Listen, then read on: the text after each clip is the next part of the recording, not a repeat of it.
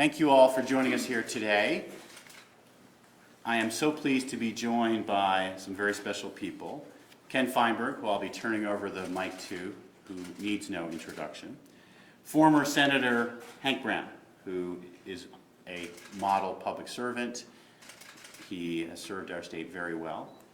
We also have, try to go in order here, Nancy Feldman, who's been a longtime advocate of victims. We have a retired judge, David Krockenberg. And we have former El Paso County DA, Gene Smith, with us. And finally, Laura Morales, an executive at First Bank. We have someone on the phone, Camille Biras. Camille, can you hear us? I can, yes, thank you. Did I do okay in your last name? You did just fine, thanks. All right. It was February, early in my tenure, when I announced a three-part program to address the issues around childhood sexual abuse by Catholic priests. And the goal was to support and comfort and hold accountable. Across the country, different attorneys general have come up with different approaches. We have a Colorado solution that has three parts. Before getting into it, I remind people we don't have the authority of the kind that the Pennsylvania Attorney General has, meaning not able to convene a grand jury to issue a report. But what we do have is the ability to work collaboratively and create an independent review process, which will be transparent, and also a compensation process to provide victims with access to support services and compensation. The independent review process is ongoing. It's being headed up by former U.S. Attorney Bob Troyer. And later this fall, we will release that report, and I suspect I will see many of you again for that conversation. It was important to me, in addition to a process that held accountable the wrongdoing, named wrongdoers, to provide support and compensation to those survivors of childhood sexual abuse, regardless of when it occurred. And that's why the three dioceses came together to fund an independent reparations program, and we're going to talk about that today. This program is developed by someone who is a singular figure in the area of compensation for mass disasters, including 9/11, the Gulf oil spill, and many others. Ken Feinberg and his colleague Camille Biras, to say that they are nationally recognized experts understates their expertise and accomplishments. We'll hear from Ken shortly about that program. He also helped us here in Colorado on the Aurora movie shooting. This is going to be independent. The amount of money to be awarded, the decisions are not overseen by the diocese. They are managed solely by our special masters, as well as a committee that we're going to talk about today. It's an oversight committee. It's going to be chaired by Hank Brown. We also have a program to provide support. It's a place people can go to. It's supported by our office. Victims advocates can discuss this reparations program. We really appreciate you helping get the word out.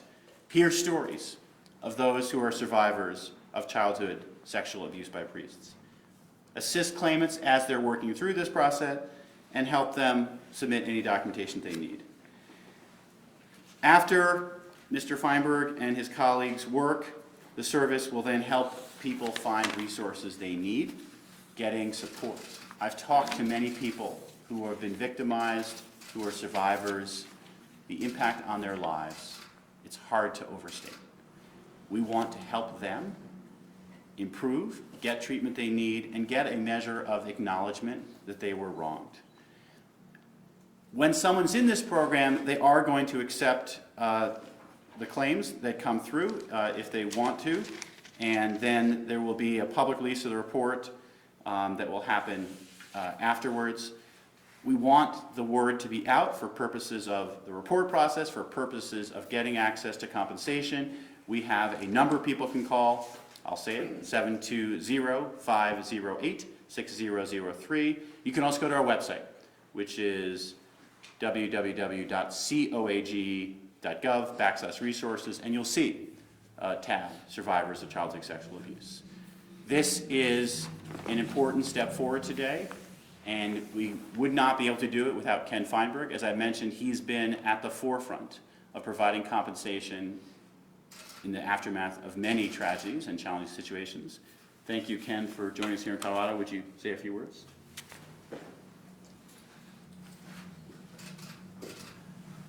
I want to thank the Attorney General and this distinguished committee that's here. And my colleague Camille Byros is on the phone, and I'm going to ask her as the co-administrator and the person I think who knows more about these programs than anybody else in terms of the operational ins and outs of the program. I'm going to ask her to say a few words, but I do want to highlight a few of the characteristics of the program being announced today. First of all, this program in Colorado is similar in many respects to the programs we have designed and administered in New York, New Jersey, Pennsylvania, California, and now Colorado.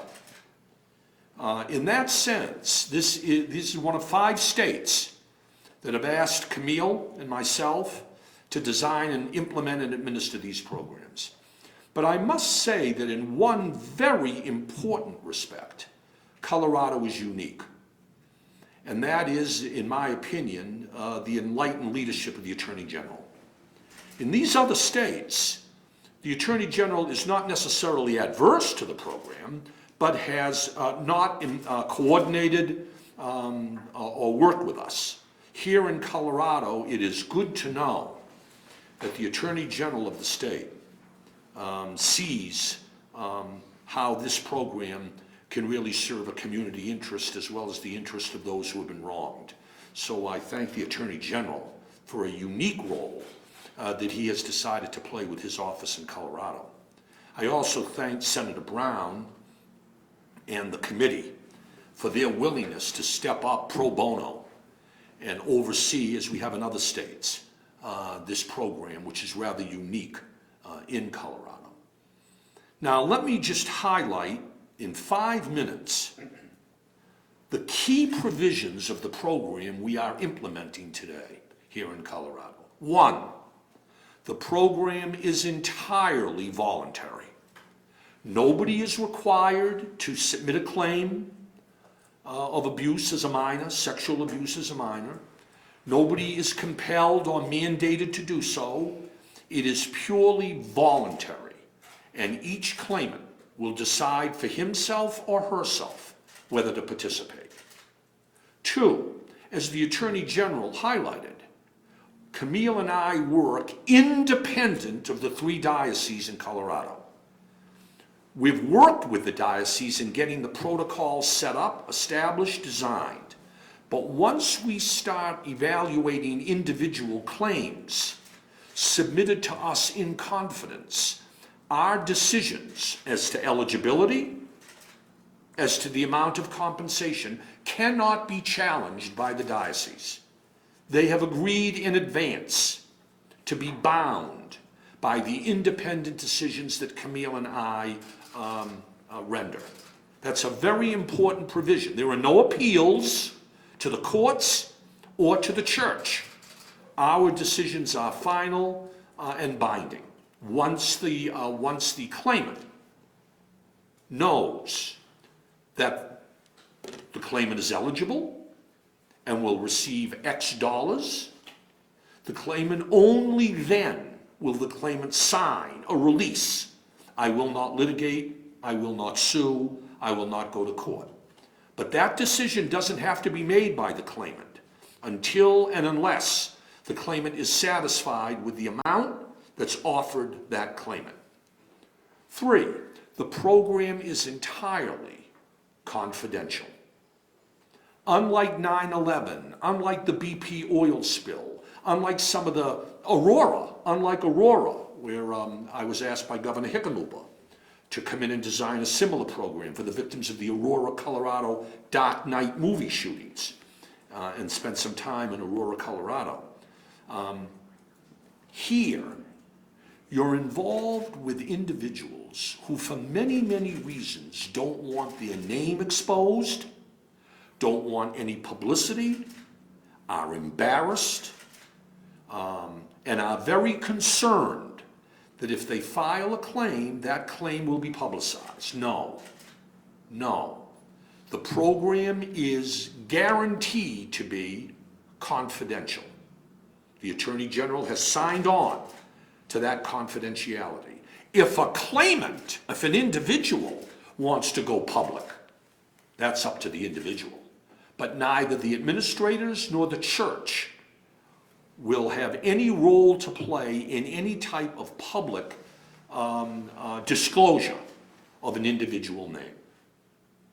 Finally, before I ask Camille to say a few words, one further characteristic, fourth characteristic. Any individual claimant who decides for himself or for herself wants to have a hearing with Camille or with myself, a decision that the claimant and the claimant alone will make. It's not required. But any claimant who wants the opportunity to be heard, to vent, to express anger, frustration, disappointment at how the church treated the claim. Any claimant who wants an opportunity to be heard will be granted a confidential hearing, telephone, Skype, etc. And what we have learned in these other states, very, very interesting and important, many of these claimants, even more than the compensation, want validation, want acknowledgement, want to hear from independent administrators. Yes, your claim is credible. Yes, you were harmed. Yes, it's a tragedy what was done to you. And now some small, very small consolation in the form of compensation, but even more importantly in many cases, an acknowledgement from the independent administrators validating the wrong that was done to that person. It means a huge amount to some people. So those are sort of the highlights of the program, but in terms of the mechanics like dates to file, phase 1, phase 2 of the program, I asked Camille Byros, who's back in Washington, D.C., looking at claims as I speak, and I'll ask Camille to add a few words by telephone. Camille, are you there? I'm here. Thanks very much. We look forward to working with the Archdiocese of Denver and the Diocese of Colorado Springs and Pueblo. Today is the effective date of the Colorado program. The website is live. The website is available in English and Spanish. Today is the day that we will move forward and send packages of program information and claim forms to all of the victims that are known by the 3 dioceses, and whose names and contact information have been provided to us. Two very important dates to note. There is a registration deadline of November 30th. That registration deadline is for new claims, new allegations that have never before reported to the diocese. And the second date is January 31st, 2020. That's the date all claims, either for known victims or for newly registered victims, must file their claim with our program. As I said, the website is live. The protocol is available on the website. The frequently asked questions are available on the website. There's also a toll-free number, which I'm happy to provide, and that is 833-521-0015. We are ready to start the intake of these claims. We expect by the end of this week, which is usually the norm in these programs, to start receiving completed claims by individuals. I think Ken touched on all the other key points about the program. We are entirely independent. We maintain confidentiality of the information provided to us, and we are available to have person-to-person meetings, either via Skype or by telephone conference. That's my report for this morning. We're happy to answer any questions. Thank you, Camille. So there, I think we're going to hear from a few members of the committee. I just want to thank the Diocese of Colorado for conferring on Camille and myself this very important, critical role in designing and administering these programs. And I again want to thank the committee chaired by Senator Brown. One more assignment he's taking on with his committee. Don't know why, but it's great. And especially I want to thank the Attorney General, who has stepped up today publicly and has blessed the program and plans to coordinate in a manner that no other Attorney General has yet done. And we're very, very grateful for that. And with that, before I take questions, I think there are a few other speakers here today.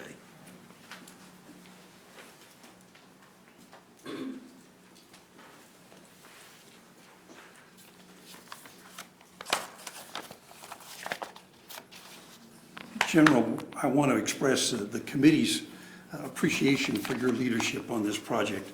I think all Coloradans understand the importance of the work that's going to be done, and greatly appreciate your leadership and that of Ken and Camille. Ken, we've had the pleasure of working together in another forum. This is a much more civilized area than the Senate. But we appreciate the help you've brought to Colorado and your leadership in this as well. I wanted just to share a few minutes of thoughts with you as we go forward on this. But most of all, I wanted to thank the committee for their willingness to serve.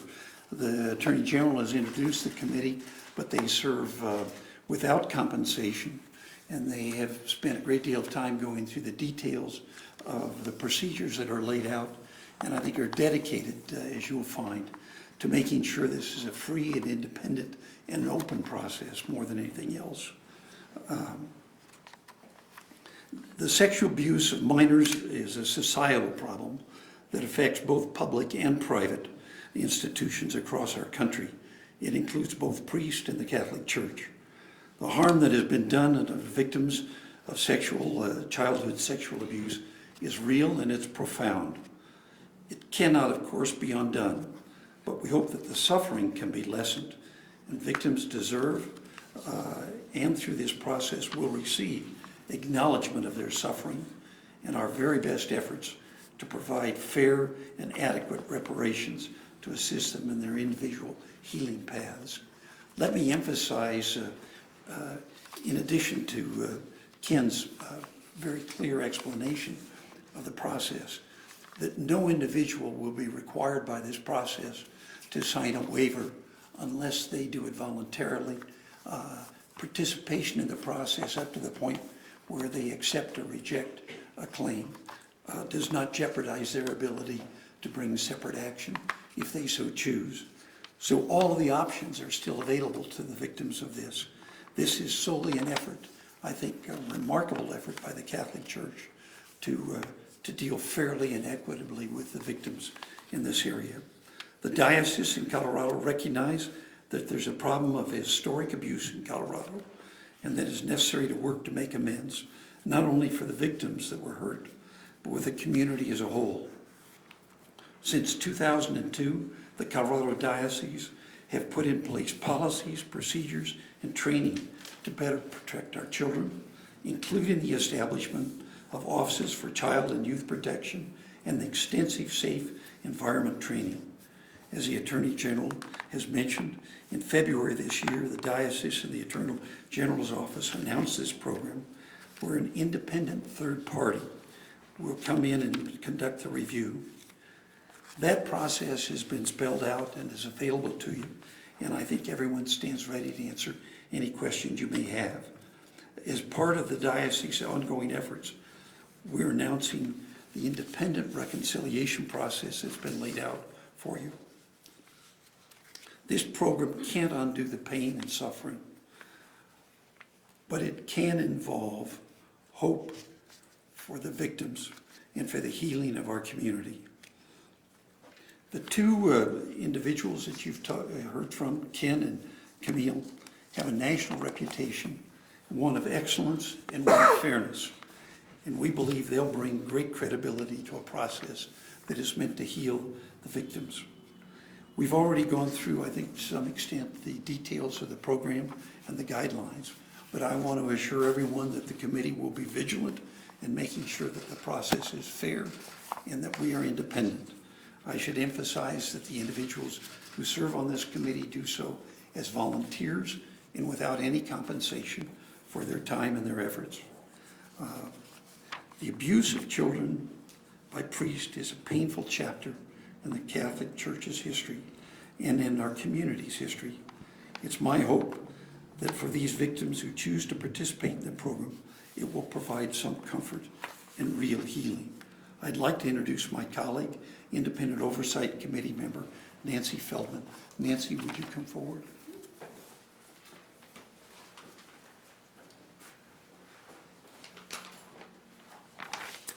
Good morning.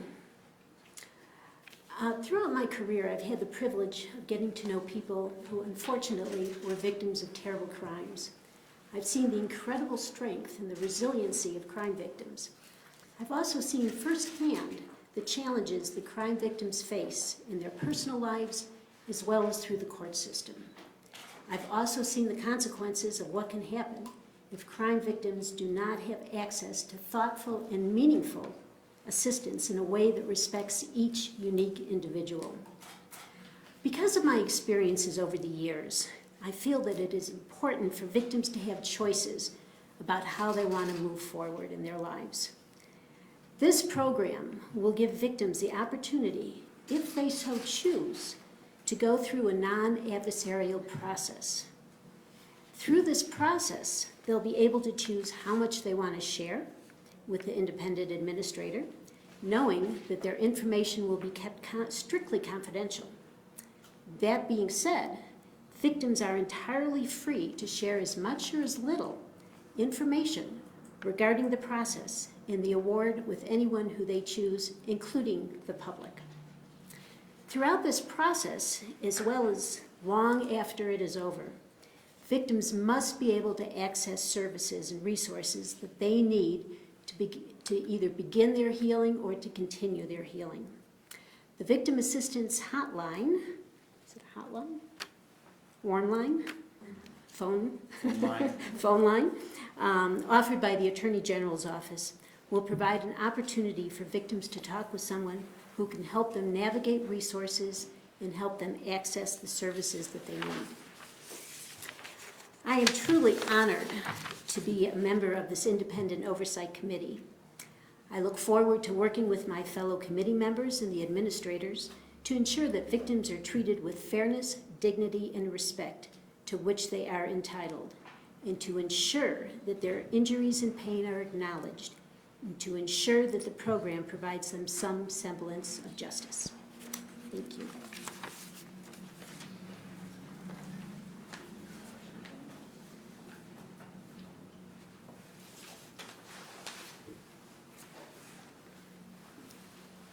So do we have any other comments, or I think we're ready for questions from anyone who has them? As you know, there are a lot of orders in Colorado. If you believe you were abused by a Jesuit priest or a Franciscan priest, would you be allowed to apply for this, or is this strictly diocesan priests?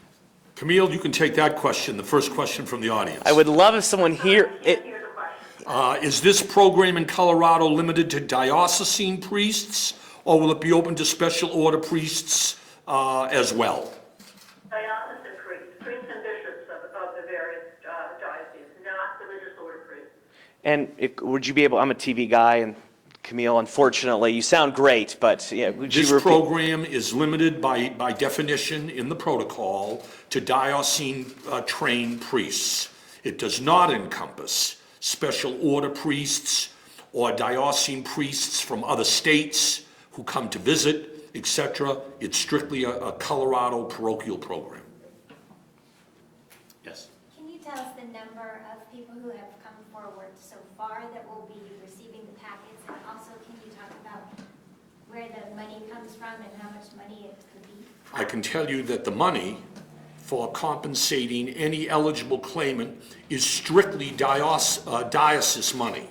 each diocese, the 3 dioceses in Colorado, will provide all necessary compensation, all private funds that will be distributed to eligible claimants. Now, the program's just starting today, but Camille, do we have any upfront information yet as to the number of phase 1 claimants who had previously filed something with the church expressing some wrong that had been done to them?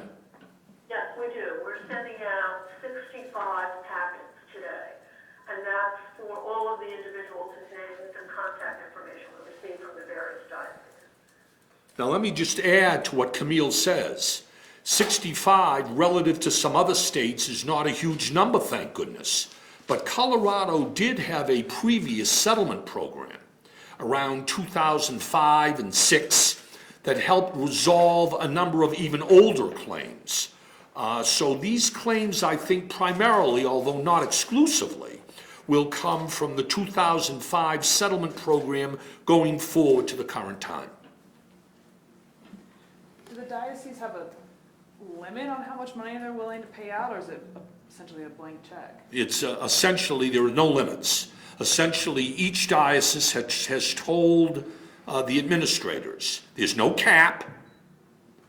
People who are eligible should be paid based on the independent judgment of the 2 administrators, Camille and myself, and as I said earlier, the dioceses have agreed to be bound by our determinations. And I should add to that, part of my blessing is exactly on this point, that it's not that we're going to cap it. It's also not, I think we go back to essentially anyone who's alive. I think there might be a year far back, but it's wide open, and it was important to me to provide that measure of support as part of this.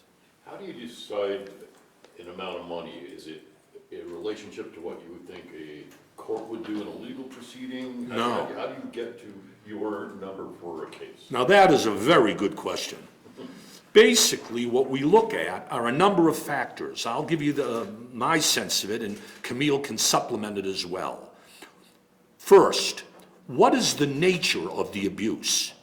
There's a wide-ranging types of abuse that these victims have undergone, ranging from shoulder rubbing and grooming to penetration and some terrible sexual misconduct.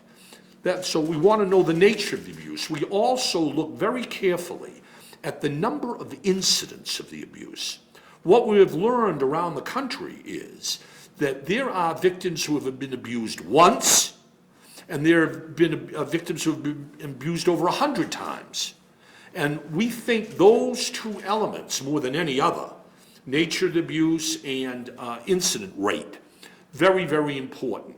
Then we use our judgment based on these other programs that we've instituted around the country, based on what we've determined is an amount that should be offered the victim.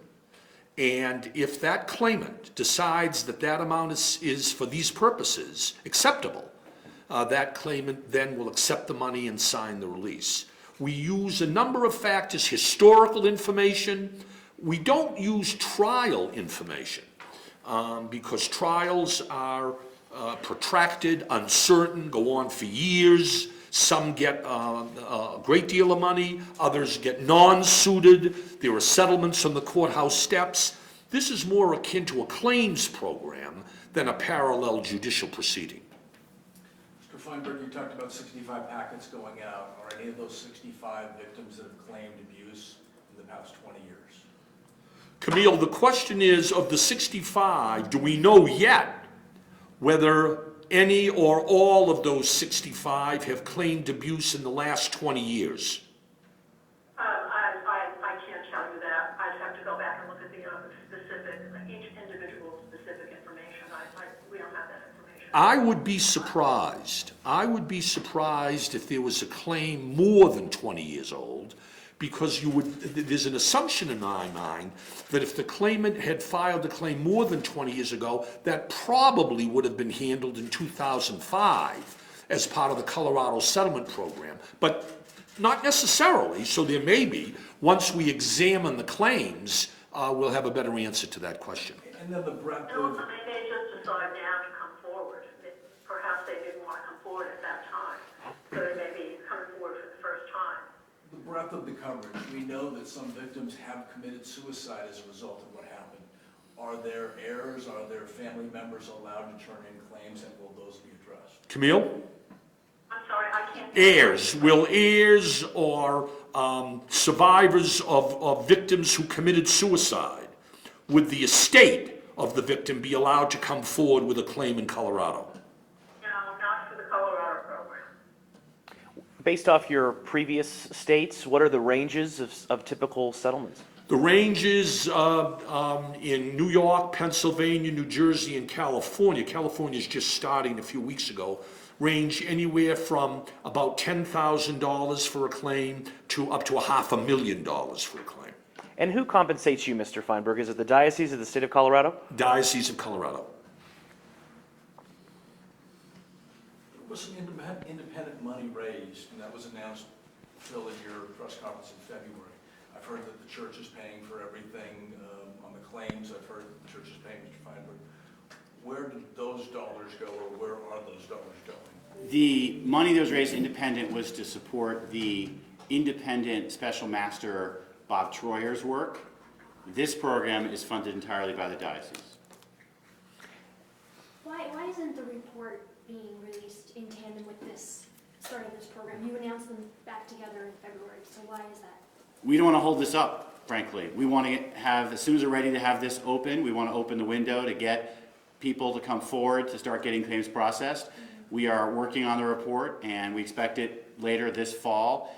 We also believe that getting this information out there, we'll get more information that will, again, continue to inform what Special Master Troyer is doing too. Is it going to be released before that November 30th deadline? Because I would think it might help some victims to see something in black and white before they file. We certainly have that ambition to be able to do that. Is a draft of the report complete? So Special Master Troyer is still working on it, and he is on track for doing it this fall. How many members of the committee are Catholic? So 2 Catholics, okay. And then, Mr. Feinberg, how many, in terms of the process, how do you determine someone's credible? I think that's a very difficult one, right? Because so many of these crimes are not, there's not evidence going back 30 years. I mean, how do you determine if a claim is credible? That's another very good question. Now, the Phase 1 claims, that's the 65 or whatever it might be, the claims where the dioceses were notified back then about an allegation, those claims are presumptively valid. If somebody filed a notice with the church 3, 5, 10, 20 years ago, there was no compensation program. This was and the church basically held that claim and failed to take action.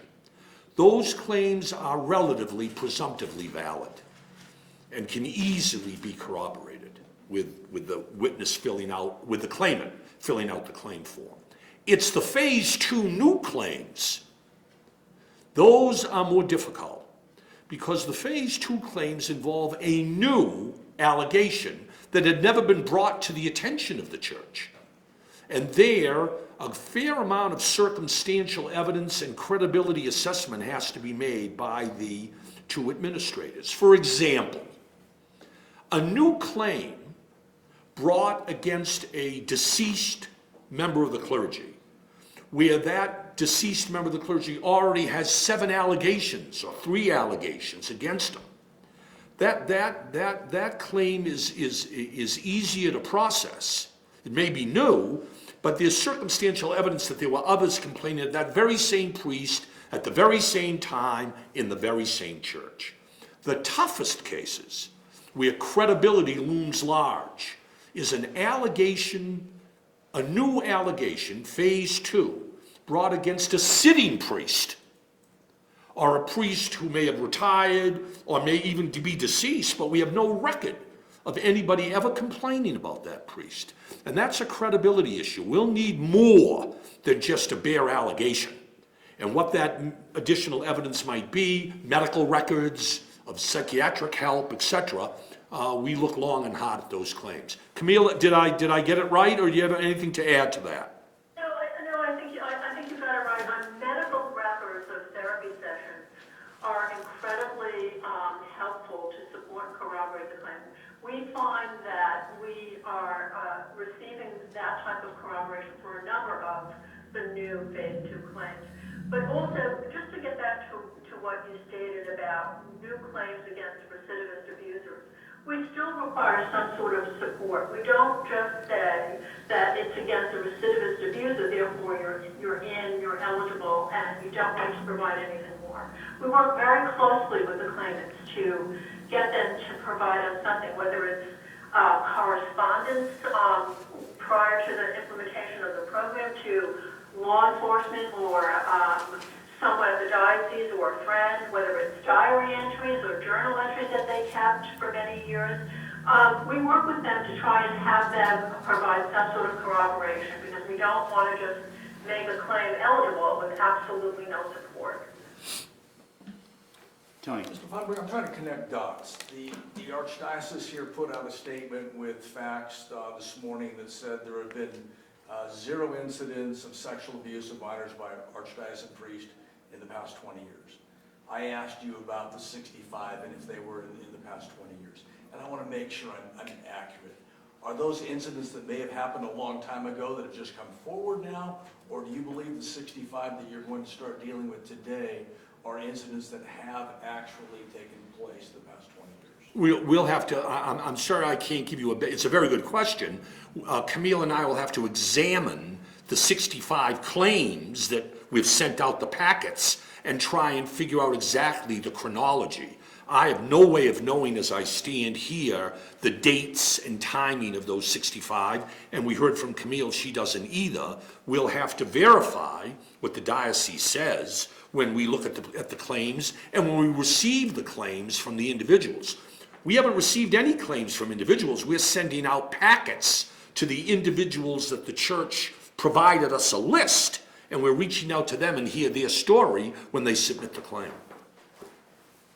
It's a good question. Ask us that in 30 days. Can we learn that before the report comes out? I think you'll have to, yes. We should be able to provide you that answer, yes. Any other questions? Yes. Yeah, well, you were basing it on the fact that there was a previous program. So you were assuming that, or you were thinking it was likely that the 65 would be something since the last time there was a compensation program? Not at all. Okay. I'm assuming that those 65 claims may go back up. Some of those claimants may not have responded to the settlement program, may not have been interested in working with the church in resolving their claim.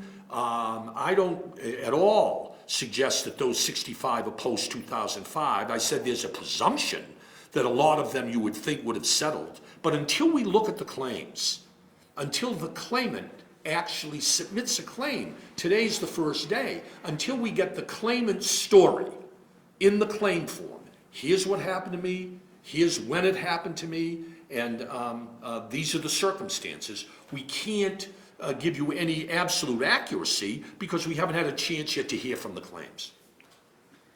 Phil, in recent days, your predecessor, Cynthia Kaufman, sat in front of our cameras. She was involved in the early negotiations before your administration took over and said that this independent review didn't get as far as she had hoped, that the Catholic Church effectively negotiated a compromise.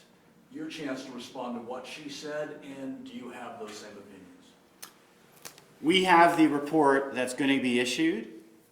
At that time, we'll be able to offer more context. I think the report will speak for itself. Our work will be able to speak for itself, and we'll talk more at that time. Along those same lines, the new claimants that come forward, do they obligate, through you all, the Catholic diocese to continue cooperation in your investigations beyond what they release in that report? So I think the question to Camille is, we want to protect anonymity. what connections, if someone gets a claim, do they automatically get referred to Special Master Troyer? Do we have an answer to that, Camille? Well, when we receive the claims, we notify the respective dioceses that we have a claim received for either a phase one individual, someone who's coming forward for the first time. And I'm assuming that the diocese will make that report to the special master.